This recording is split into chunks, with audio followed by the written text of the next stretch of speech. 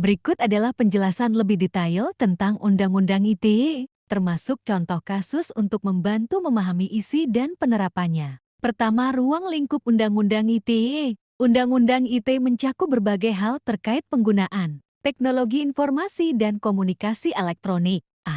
Transaksi elektronik. Undang-Undang ITE mengakui dokumen elektronik sebagai bukti hukum. Misalnya, tanda tangan elektronik memiliki kekuatan hukum yang sama dengan tanda tangan manual. Email kontrak bisnis sah secara hukum jika memenuhi syarat. B. Keamanan informasi. Undang-Undang ITE mengatur perlindungan terhadap data pribadi, integritas sistem elektronik, dan upaya melawan akses ilegal. C.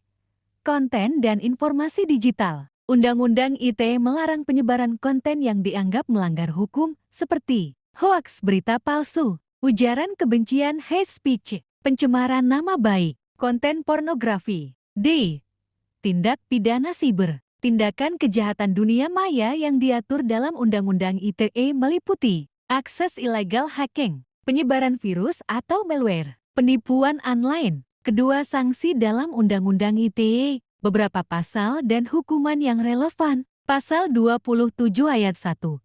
Larangan distribusi konten pornografi. Sanksi maksimal 6 tahun penjara dan atau denda 1 miliar rupiah. Pasal 28 ayat 1.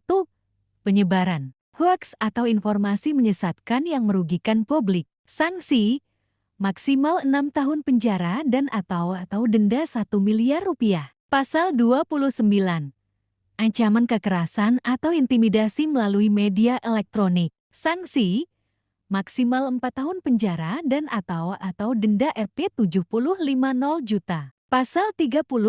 Akses ilegal ke sistem elektronik. Sanksi maksimal 6 tahun penjara dan atau denda Rp60 juta. Ketiga, pasal-pasal karat dan kontroversi. Beberapa pasal Undang-Undang ITE dianggap karat karena multitafsir, sehingga sering disalahgunakan untuk membungkam kebebasan berpendapat, terutama di media sosial. Contoh pasal karat, pasal 27 ayat 3. Pasal ini melarang penghinaan atau pencemaran nama baik melalui media elektronik. Kasus nyata, kasus Baik Nuril 2018.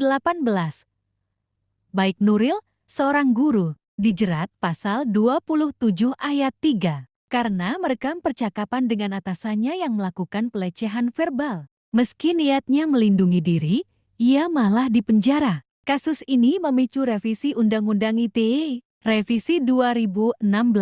Revisi Undang-Undang ITE mengurangi ancaman pidana dan memprioritaskan mediasi. Namun, tantangan dalam implementasinya masih ada. Keempat, contoh lain kasus nyata Undang-Undang ITE. Pertama, kasus Jaring Kesit 2020.